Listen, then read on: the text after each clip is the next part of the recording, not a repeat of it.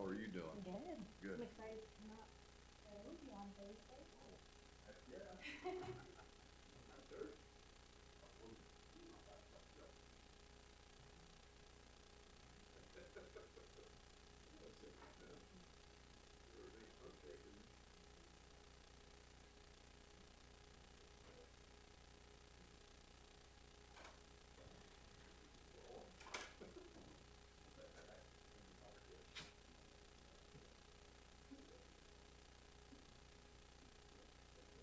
I think that one's reconfiguring for no reason at all. Yeah. So what am I just doing? Oh, okay. That was back with the original. Oh, it's just.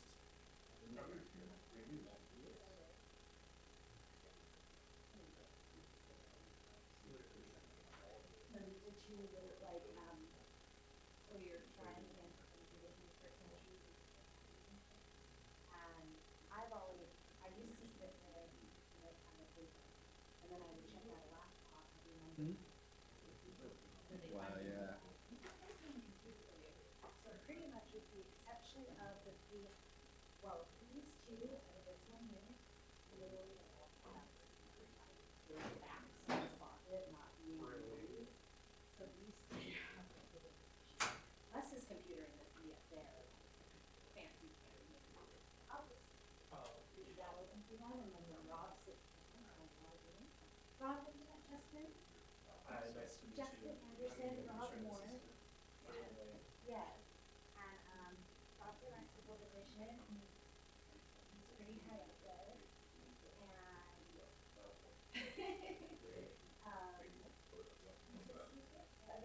oh, when I took you down to opening that would have been he was doing it.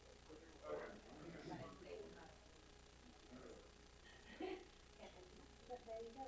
Then Emily's there, and then Dave Shawcroft, Jessica Anderson, this is administrative Hi, nice to meet you. and Dave Shawcroft is our, in our attorney's office, there's two divisions, civil and criminal. He is the head of the civil. Justin, today you got a good.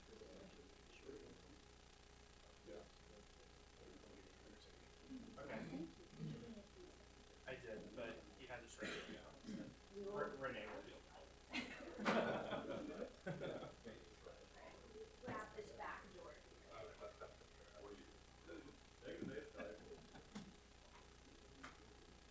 Lived into that stuff on Palm Beach. Found that part of her up. That door.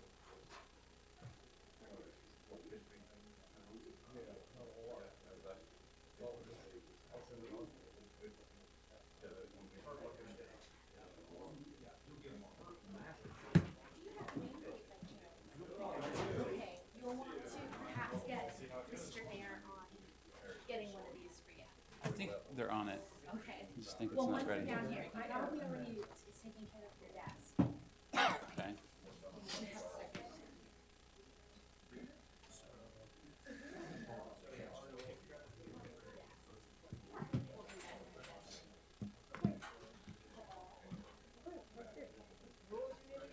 Kendra, did I keep it with you about getting an iPad?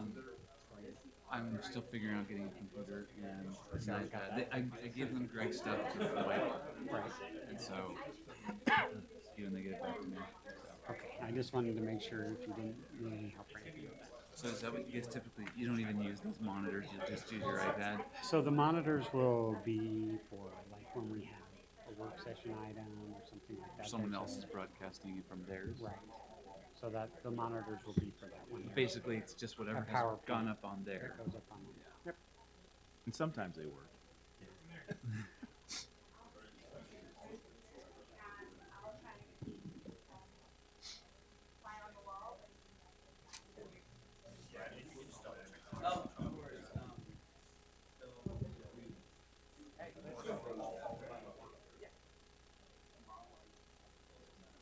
Morning. Ezra. Fine.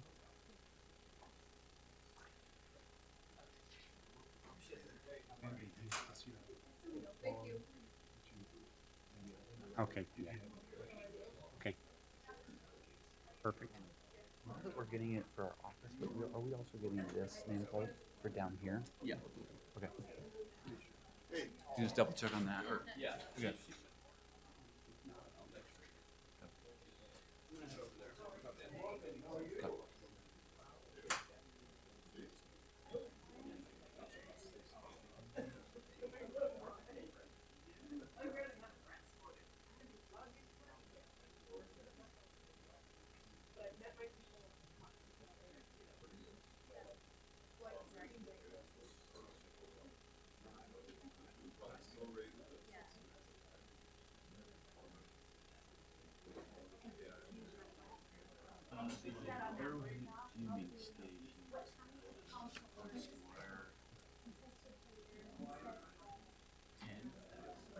Mm-hmm.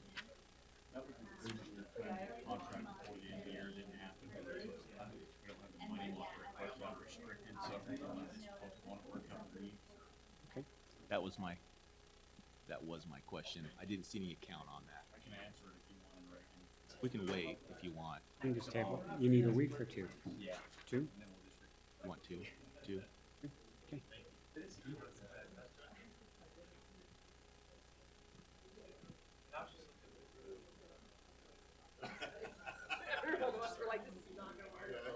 Are you ready, Justin? Okay, we can start recording and we'll get going.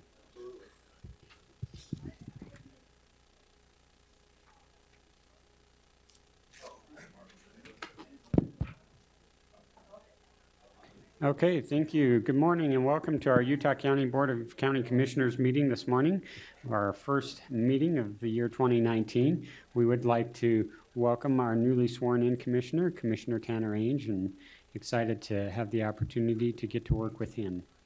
As is typical, we will begin our meeting this morning with a prayer, reading, or thought, followed by the Pledge of Allegiance. We look to those who are with us today who would be willing to participate.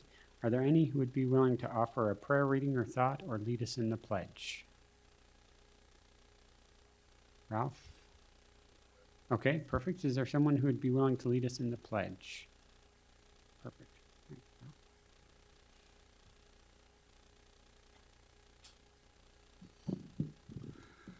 Our Heavenly Father, we're grateful for the opportunity we have together this day as we participate in the marvelous governmental processes that we have here in the United States. We're grateful for the freedoms which we possess and opportunities as we have as workers and citizens to participate in this process and to maintain those freedoms and the things that are important to us as citizens. We're grateful for those who serve and give of their time and efforts to better our communities and to bring peace and tranquility here. We're grateful for those who serve in our law enforcement efforts that protect our communities, and pray for their protection and care as they go about their duties and responsibilities.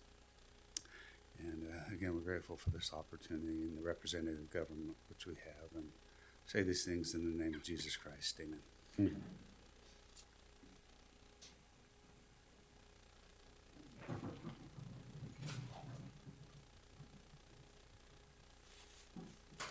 I pledge allegiance to the flag of the United States of America and to the republic for which it stands, one nation under God, indivisible, with liberty and justice for all. Thank you. I appreciate those who are willing to volunteer.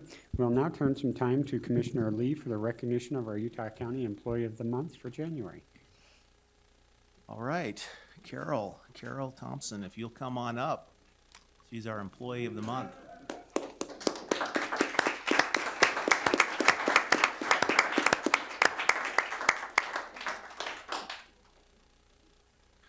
You can stand right there. That way you're right on the video, so we have a record of you here. And the record's not the important part. We just, it's under the hot lights, I guess, is what. I'm going to read this. This was what was submitted from one of your colleagues, and it's very well put. I would like to nominate Carol Thompson as Employee of the Month. She has worked in both personal property and commercial data entry in the Assessor's Department for nearly 7 years. I've watched her diligently do her job. and always step up to every new challenge with a cheerful response. She brightens the work atmosphere around her and is very competent in her work, which demands a high attention to detail. Carol has experience doing several different duties in the assessor's, almost had you in the wrong department, huh? In the assessor's office, and always goes above and beyond what is required of her. She is a team player who has successfully trained others so that they can become efficient at their jobs, and does so with ease and patience. She is quick to point out the positive efforts of others and is always complimenting the work of those around her. Carol always makes others as if they are the most important person in that moment, whether they are a co-worker or somebody from the public that comes in with a question or concern. She is quick to lend a listening ear and offer a solution or suggestion with a smile. In short, Carol is the kind of employee that we all strive to be, always lifting up and encouraging others and accomplishing whatever is asked of her efficiently and proficiently. If she doesn't know how to do something, she takes the initiative to learn how to do it and then shows others how to do it. She stays focused, creates a plan, and meets deadlines, and helps make it possible for our team to be able to make those deadlines. Her outstanding customer service skills make those who come into our office know that they are heard and mattered. She creates a positive experience for the public who come into the Utah County Administration Building, and as such helps to promote credibility and a good feeling towards all county employees. She has the thankless job. Now you're being thanked today, so maybe we could change that a little bit. But always approaches it with the utmost conscientiousness and persistence. I am grateful to benefit from knowing her both as a caring person and someone to look to as an example as an exemplary professional. And so with that, thank you for what you do, and congratulations on being the Employee of the Month. Thank you. Come on up here. Hold on, Carol.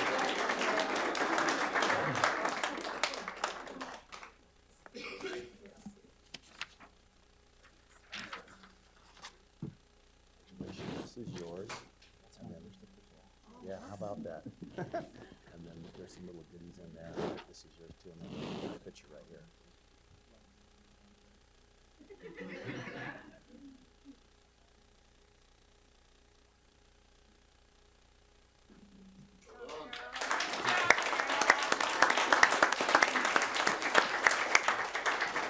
Thank you, Carol. Congratulations again. All right, we will now go ahead and work through the process of building our agenda. All items will be considered moved to consent unless held for further discussion. On our current consent agenda, we do have 18 items that have been placed. Were there any of those 18 items that needed held for further discussion? On number 2, on the minutes, under regular number 6, it should be Peggy Kelsey. I think it says Kelso. So if we could just change that to Kelsey, that'd be great. Perfect, and I wouldn't have a problem with that change. Okay. Are there any others on consent? No, I didn't have any. No? Okay, we'll then move to our regular agenda. On our regular agenda, I have recommendations for regular agenda items 1, 2, and 3 to be stricken. We do have regular agenda item 4 to be held for discussion, regular agenda item 6 to be held for discussion. I had a request for regular agenda item number 10 to be tabled for 2 weeks. Regular agenda item number 11 to be held for discussion. So I have to. Okay, any additionals? Okay, so we will move those to be stricken, and then we will carry on with our regular agenda. All right, that brings us to regular agenda item number 4. This is to elect a chair and vice chair of the Board of County Commissioners of Utah County, Utah, to serve until replaced by the Board of County Commissioners of Utah County, Utah, pursuant to the certain section of Utah Code. It is tradition that the chair cycles. It's been an honor for me to have the opportunity to serve this year. In looking at our cycle, it's been a little different, and I would have a recommendation that it cycle to Commissioner Lee. Commissioner Ainge, if you had any thoughts on that? Sounds like the cycle has been a smooth process in the past with some rare exceptions, so I would move to elect Commissioner Lee as chair, and I'd move that Commissioner Ainge serve as vice chair. And I'll second that. I have a motion and a second to elect Commissioner Lee as chair of the Utah County Board of Commissioners for 2019, with Commissioner Ainge as vice chair. All those in favor, please say aye. Aye. That motion will carry 3-0. Mr. Chair, Yes. if we could, we have a question here, I think, that we should address. Yes, item number 10, we tabled it for 2 weeks. We don't have a meeting in 2 weeks. We have a meeting on the 15th or the 26th. Oh, very good. Do the 22nd. Or when? 29th. 29th, okay, whichever that longer date is, that gives them the time that they needed to gather that information. Okay. We will now look to regular agenda item number 6. This is to receive the recommended proposals for further negotiation or award of a contract related to an RFP for underwriting services in connection with the issuance of transportation sales tax refunding bonds. If you would like to go ahead and briefly go through that process, please. Robert Baxter, Purchasing Manager. As you read, this is an RFP to find an underwriter for these bonds. Dave Shawcroft and I worked together with Mr. Matt Dugdale to put together an RFP. Mr. Dugdale drafted the RFP. Dave and I made a few minor changes, and it was put out. Because it was a pretty highly specialized field, we felt it was better to leave that in the capable hands of Mr. Dugdale to put together the committee and evaluate it. There were seven responses, 7 proposals that were submitted. And that was narrowed down to the top 3 in rank order. That was J.P. Morgan, Wells Fargo, and RBC. Perfect. Thank you. Is there any additional questions on this? No, I'd just like to thank Matt for his work in this. He came by and visited with me and walked through that process, and so I feel very comfortable with the recommendation, especially J.P. Morgan is the #1 recommendation. Absolutely. This is one that I do have a question for. I don't know if it's Robert or Matt.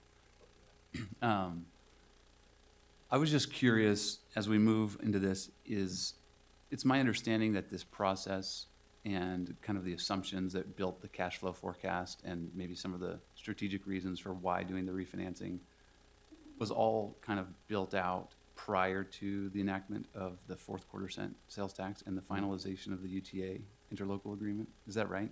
Yes, we monitor the county's debt portfolio, and these refinancing opportunities come up periodically. The county has refinanced bonds quite a bit in the past. Last year, the U.S. adopted a new law that prevents advance refundings, which is a little bit of a technical topic, but it's one where we have to essentially wait until that 10-year call period. But we have this opportunity. We are showing some savings. The savings have improved with where interest rates have come over the last couple months. And I know everyone's 401ks are not doing as well, but when that happens, that means the county's potential savings on its debt improves. But yes, it was enacted and decided to move forward before the fourth quarter. And so I've just had a brief time, obviously, to get up to speed on some of the documents that you put together, which seems like a great process. What's your sense on the importance of factoring in that the change in our cash flow forecast related to our sales tax revenue, kind of prior to moving forward with this? We could certainly analyze how the fourth quarter would affect this. The county would be bringing in those additional dollars. Right now, these bonds have a security of the 2218 and the 2216 taxes, and those are the pledged revenues. Whether or not the county wanted to include the fourth quarter in the pledged revenue stream, we could certainly look at that and analyze that for the commission, so that you could decide whether or not that would be beneficial.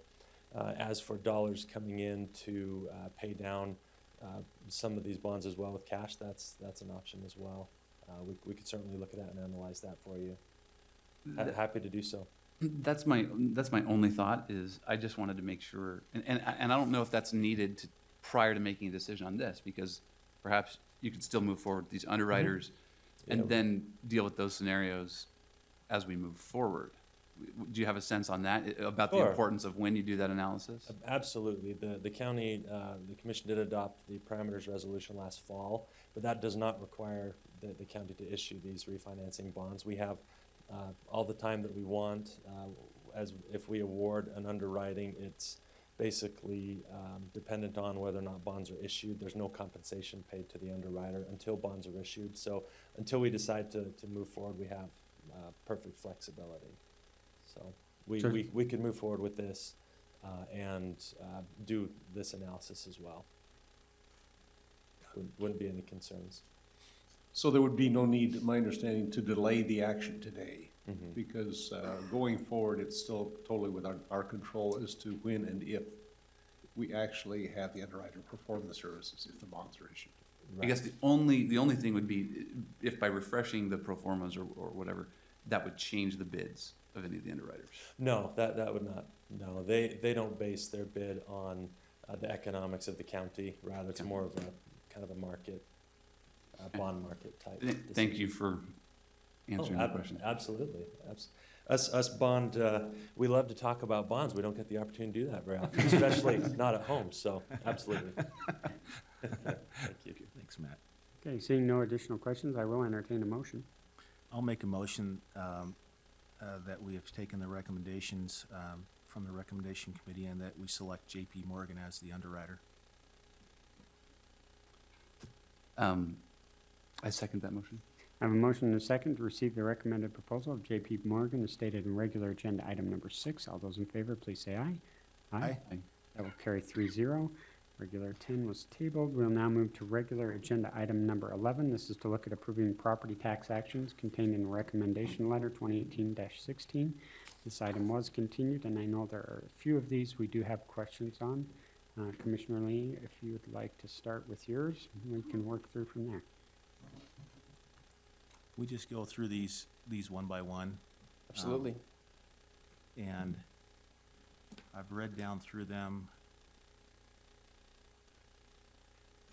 Let me get to them.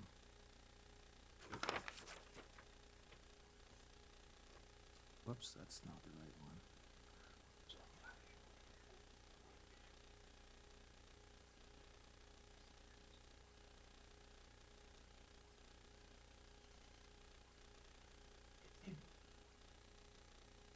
Okay, I don't know what you have for first, but I'll just go with the ones we have on the, Yeah, you lead the way and I'll follow along. okay. The first one is the Charles Kelly. The Kelly holiday request, this is a request actually from the title company that handled the sale of the property. They're making the request on behalf of the property owners. And the title company claims to have sent a check in September of 2017. The check was never, I would say it was never received by the county. It was never applied to the taxes. And those taxes are outstanding. They're requesting forgiveness of the penalty and interest. And my recommendation was to deny the request. Is there any more documentation besides, I see the check. Well, that's a check they just sent now. That's not a check from 2017. thought that was That's a check that they're proposing to send in now in Did satisfaction. they give us any other documentation of a check or, no? No. Okay, Just the title company's letter saying that they sent it. okay. I'm fine to move on to the next one unless there's, okay, how about the Young Song?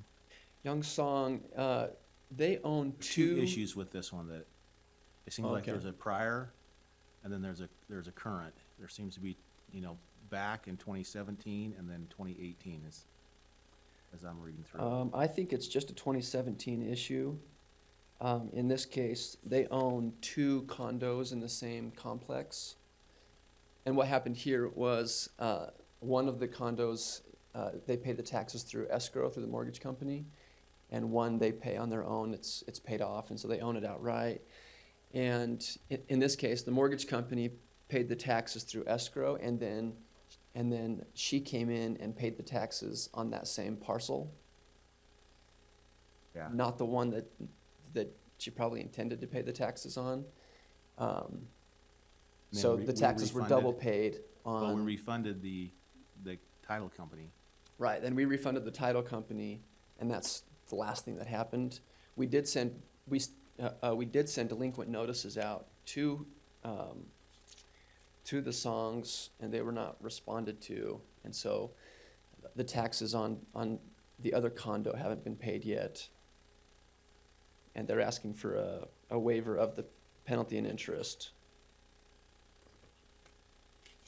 And I recommend it to deny the request. Okay, and then that's the one where they, I guess a grandbaby tore them up or something like that. That's the, No, I didn't read That's anything part about of a grandbaby tearing anything up in that one. says I usually pay the taxes in November. I was going to this last month this year. The grandbaby tore up the papers. Oh, yeah, there it is, yeah. Yeah.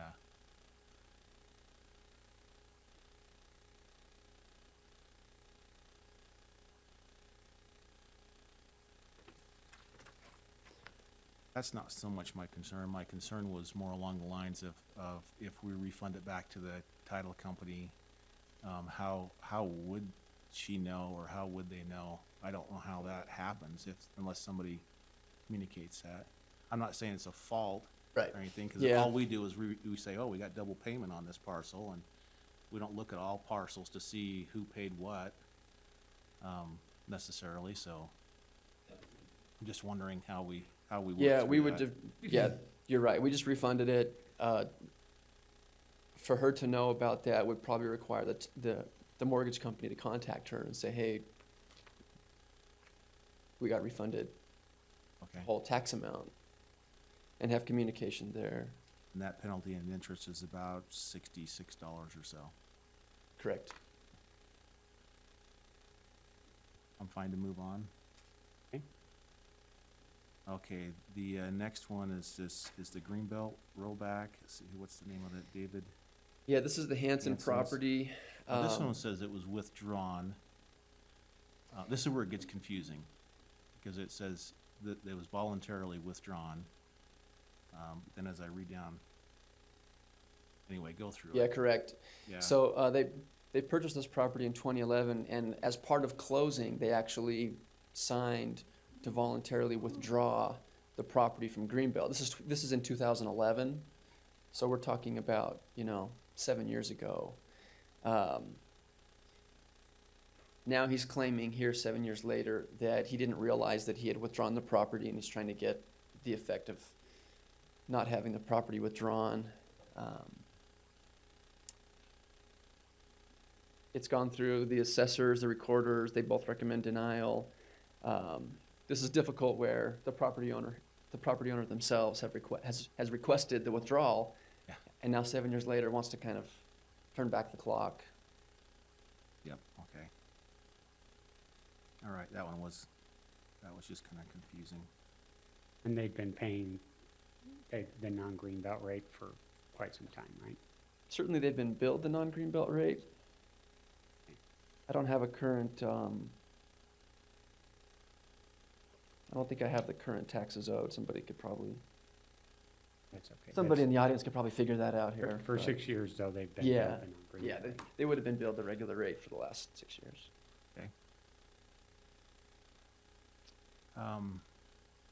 Jerry Rose.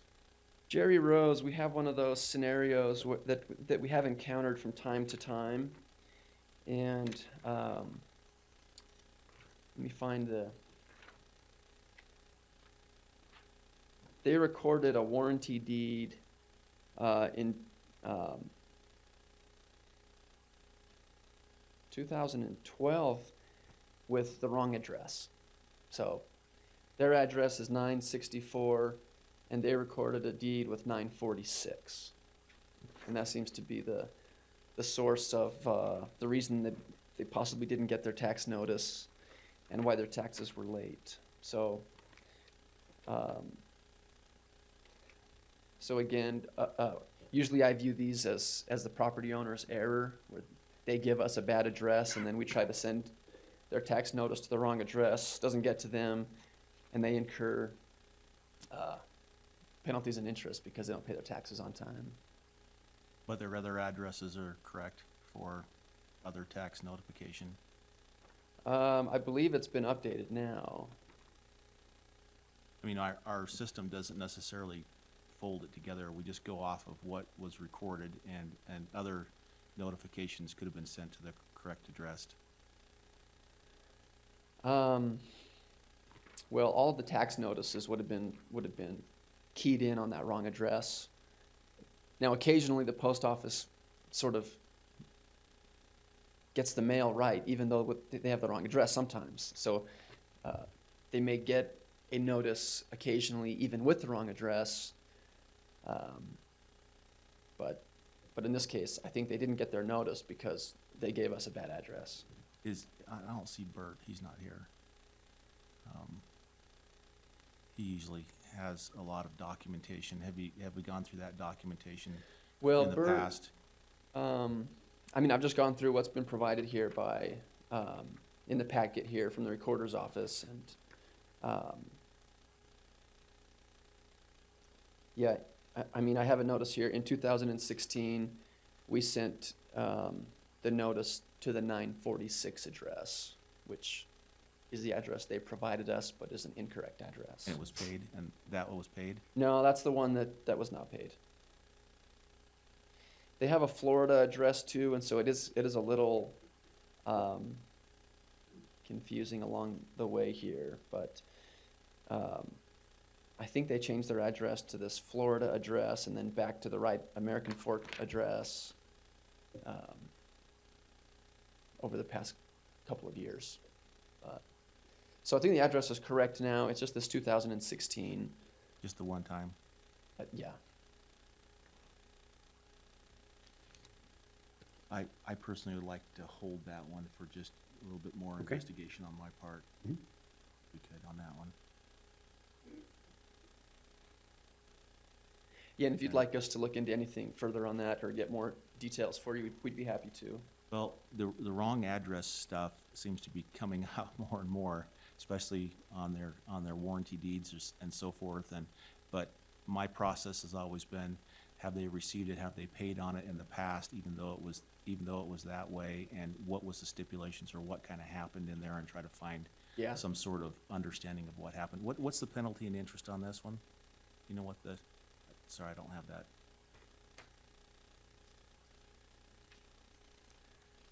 We're looking at about $380, $90. Okay.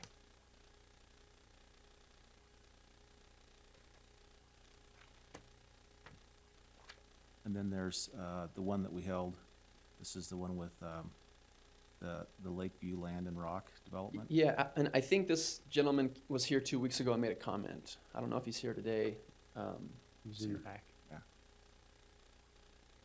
Okay, he's here today, so. This one kind of has two significant requests in it. One has to do, and granted, this is somewhat complicated. I think there were 3 parcels. He bought all 3 parcels, and maybe now it's just 1 parcel. And this happens frequently also. You know, when you go to closing, usually your title company will prorate the taxes, and the seller will pay the portion of the taxes for the part of the year that they own the property, and the buyer will pay up for the rest of the year moving forward. That doesn't appear to have happened in this case, and the taxes for 2017 weren't paid, and that's what so the property owner has incurred penalty and interest, and I think that's what he's requesting to be waived here.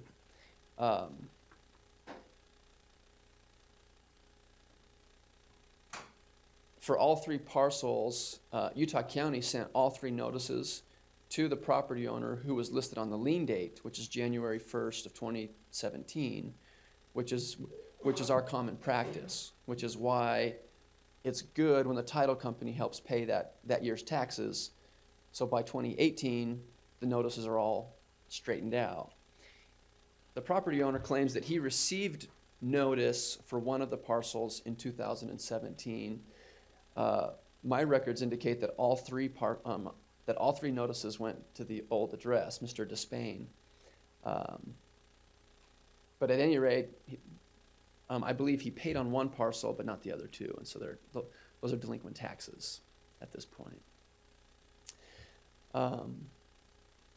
Again, it's very common for, in fact, it's the MO for the tax notice in the year of sale to go to the seller, and then by the next year when the property owner owns it on the lien date,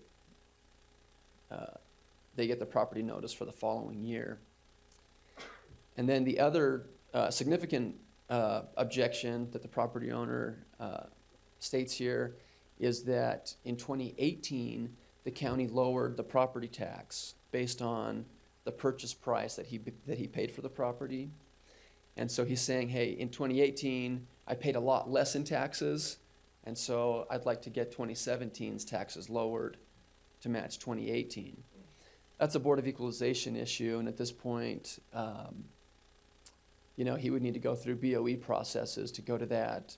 I think we're probably way too late to raise a valuation issue, but that is a request that he's made, is to lower the taxes, and my recommendation is to deny both of those. And I don't know if the board would like to hear from Mr. Peck or.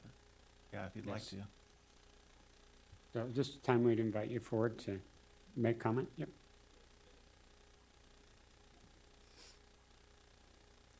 I'm Cole Peck. So what I believe happened,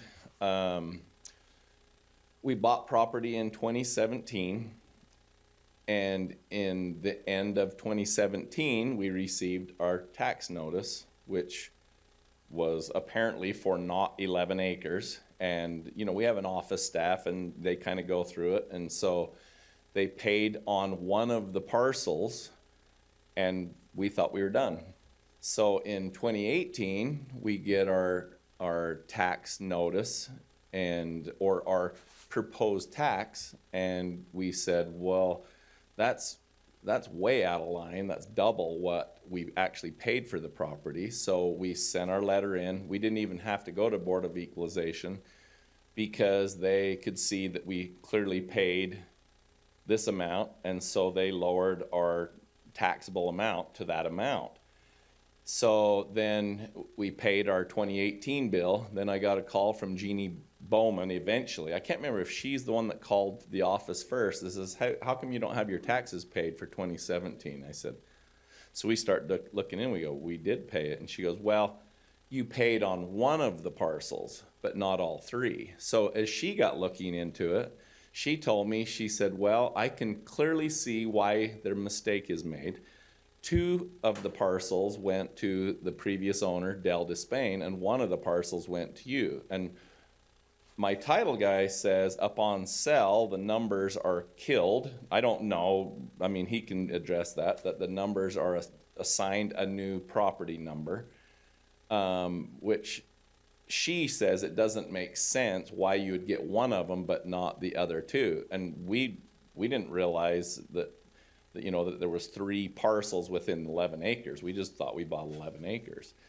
So anyway, with the county lowering our Board of Equalization amount based on what we paid, had we got that same notice in 2017, towards the end of the year, we would have given exactly the same letter that we gave to them that we did in 2018. So one, we feel like had we received the notice, we would have paid the taxes.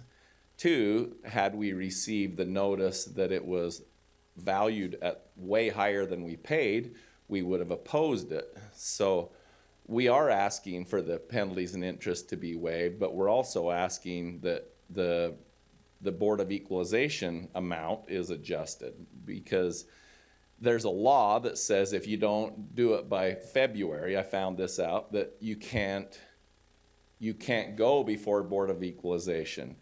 But if I can't get the letter in time, you know, so 2017, I didn't get a chance to argue the taxes, and I didn't get a chance to pay all of my taxes because they were sent to the wrong address. And so my question to you is, how do I pay taxes that I don't know are outstanding? There's not a way for me to know this. And so I hope you'll put yourself in my shoes. And my letter is kind of chicken scratch. I dealt quite a bit with, I tried to call, the different commissioners, and Brian was incredible. He answered every single time. And so we just hope that you can understand the story.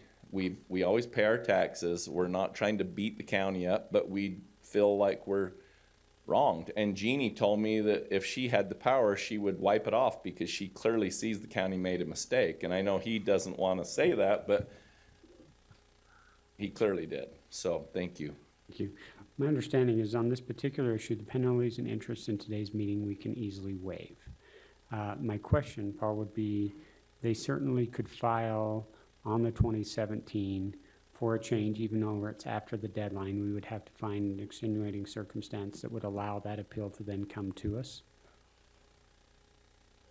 I don't think that you could even pull that back out at this point. There would have to be some sort of a state tax commission opening up a BOE hearing or something of that nature. I think we've passed the point to where even the BOE could accept a late application for the 2017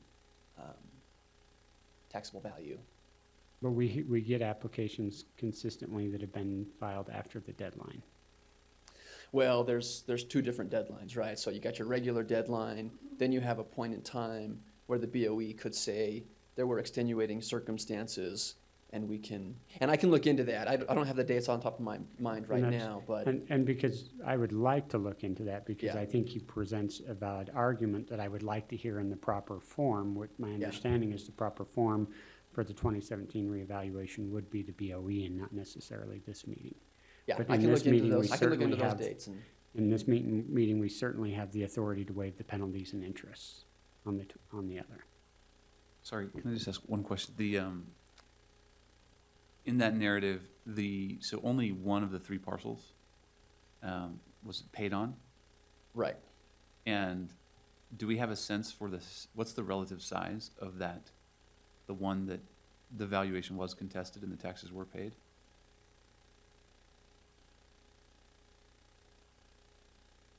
Mr. Peck might be able to answer that question. Well, the Let's see parcel here. 67 was 6.6 acres, and parcel 176 was 3.1. So it was but parcel about- 67 is the one that was paid on? No. No. So there was about 2 acres that were paid on. So the vast majority was not included in that? I think that's right. That would be correct.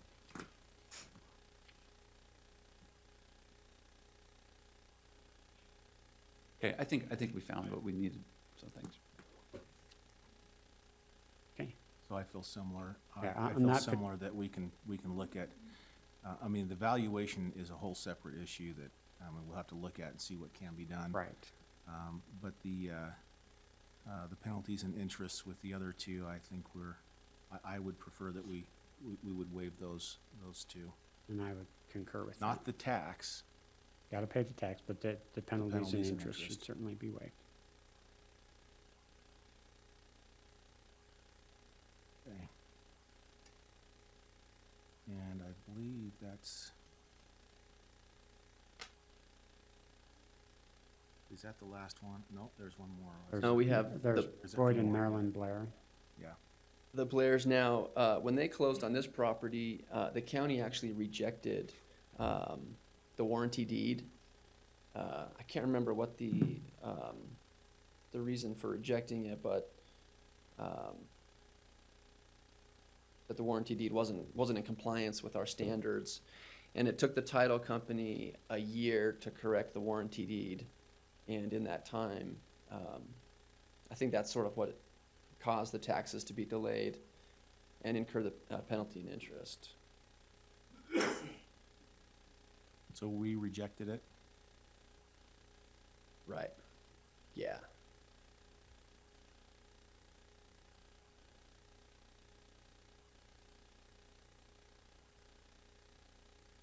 I don't see the penalties and interest. What's that number?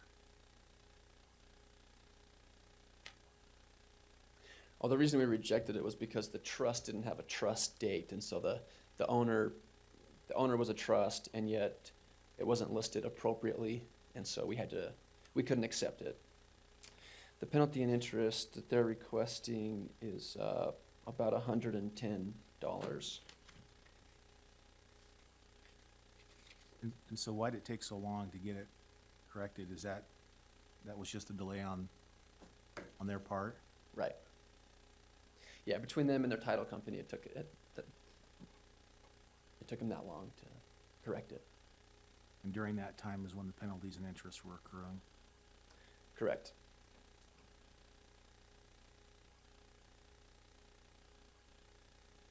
Okay.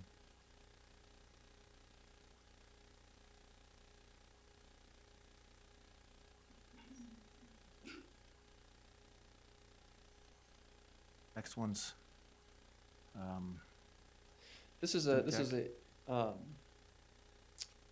They have a payment plan? yeah, Chemtech. Chemtech this is a personal property account, and they had some unfortunate events. They had a collapsed roof. They had a data breach, and so they got behind on their personal property taxes. And this payment agreement that we recommend approval of provides for payments to be made at certain intervals, and it would collect the whole property tax amount, I believe, $20,000 nearly. And I'm fine with that. I don't think there's any problems with that. I think we agree to it, we agree. Okay, anything else? Nothing for me. Hold on. Okay. Any additional questions on these? Seeing none, I'll go ahead and entertain a motion. I'll make a motion that we approve the property tax actions as contained in the recommendation letter, with the exception of pulling out the Jerry Rose one for further discussion for a week. And the Colpeck properties, what was that, Lakeview? Lakeview Land and Rock. In waiving the penalties and interest. I second. I second that motion. Perfect. I have a motion and a second to approve the property tax actions contained in recommendation letter 2018-16 as stated in regular agenda item number 11, with the noted changes of tabling the Jerry Rose property for 1 week and waiving the penalty and interest on the Lakeview Land and Rock properties. All those in favor, please say aye. Aye. Aye. Motion will carry 3-0. That'll bring us to the end of our regular agenda items. We will now look to set our closed meetings. I do have requests for all 4 closed meetings. All 4? Will we know what, or when there's a meeting to decide the refund or possible change on the Board of Equalization for ours? Probably work with Paul. Paul would be, so Paul, who is our attorney that works on the taxes, would be able to get with you here and talk to you about that Board of Equalization process. Or the potential of it, I should say. Yes, I had an email from all 4 of them. Well, then I'll make them. 1 second. Oh, There will be public comment at the end, after we've set our closed meetings, yes. I'll make a motion that we approve and set a date, time, and location for a closed meeting for the strategy session to discuss the purchase, exchange, or lease of real property, water rights, and water shares at today's date at this location following the completion of our regular agenda. I second that motion. A motion and a second to approve regular agenda item 13. All those in favor, please say aye. Aye. Aye. Motion will carry 3-0. I'll make a motion that we approve and set a date, time, and location for a closed meeting for a strategy session to discuss the sale of real property, water rights, or water shares previously publicly noticed for sale at today's date at this location following the completion of our regular agenda. Second that motion. I have a motion and a second to approve regular agenda item number 14. All those in favor, please say aye. Aye. Aye. Motion will carry 3-0. I'll make a motion that we approve and set a date, time, and location for a closed meeting to discuss the character, professional competence, or physical or mental health of an individual or individuals at today's date at this location following the completion of our regular agenda. Second that motion. I have a motion and a second to approve regular agenda item number 15. All those in favor, please say aye. Aye. Aye. Motion will carry 3-0. I'll make a motion that we approve and set a date, time, and location for a closed meeting for a strategy session to discuss the pending or reasonable imminent litigation at today's date at this location following the completion of our regular agenda. I second that motion. I have a motion and a second to approve regular agenda item number 16. All those in favor, please say aye. Aye. Aye. Motion will carry 3-0. We had no work session items submitted. We will now accept general public comment. Hi, Commissioners. I'm Pam Bear, Utah County Sheriff's Office. I had a question on number 9 on the 401 merging the A into the K. I had never heard of this. Is this all employees, A's are going to merge into the K? I think that is the case, but you probably ought to talk with Dave. He's on that committee to. Won't there be fees associated with that merge, and who's paying those fees? The intent is to reduce the fees that employees pay by eliminating the 401A and merging it into the other one. Then we'll only have the two plans for which we have to pay fees on. And so actually the intent is to have a reduction overall in those fees. The money is still there, but the fees will be reduced. But, so you're saying in the future, this will benefit employees because there'll be reduced fees. But let's say we're close to retirement, you're gonna transfer my money together, I'm paying fees that I wouldn't have had to pay. No, there should be no additional fees for the employees. Okay, so this will be all county employees, A's will be going into their K? Right. Okay. No one's currently getting an A, right, or are they? I mean, we're not getting anything put into the A at this point. Yeah, most of the participants in the A are those historical ones when there was a contribution made in the past, and so that's why we're merging them. Because but it's the employees paying the fees. Could we make the decision not to merge ours? No, that's a county decision to merge them all. But overall, it should save you fees. It won't cost you fees. Okay, all right, thank you. You betcha. And just for reference on that is opened, I mean, our benefits committee and everything is open to all the employees at any time to watch, view, be a part of it, Okay, listen to it. So and I didn't know that. This is the first time I've ever seen anything, Yeah. so I will start watching. Thank you. maybe we should do a little better job making sure and get everything out there agenda-wise, so that all the employees know what we're talking about when it comes to the benefits, but Okay, thank you. Okay. Thank you for your inquiries. Additional public comment?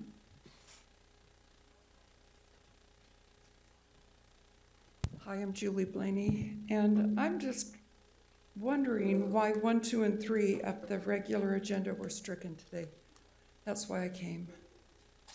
It seemed to me that they address issues that were discussed at that meeting about property taxes, and as a private citizen and a taxpayer, a lot of our burden is paid through our property taxes, and I know the majority of that goes to the school districts. But does this mean to me that cost of living raises were approved and went through? For employees? For employees, For employees, yes. yes. But not for elected officials. Not elected officials. That's why 3 was stricken, was because it was irrelevant, because. Which one was? Number 2. Number 2. Was irrelevant because it didn't apply to elected officials. It only applied to employees. Living. And, okay, and I agree that there are some divisions within the county employees that really need to be better taken care of. with our sheriff's department being one of those. But as far as continually seeing cost of living raises go through the burden of the taxpayer, I'm just having a hard time with the burden of it as a taxpayer. So number one, then, we're paying back pay now? No, that's why that was stricken. Oh, okay, so we're not paying back pay. No. That's why it was stricken, because we instituted a COLA and a salary study. Okay, and then number three, I don't know what that is, but so that's not happening? Is that what that means? Correct, that means it's not happening. Okay, all right, thank you. Any additional public comment? Seeing none, we will close our public comment and move into our closed meetings. Right.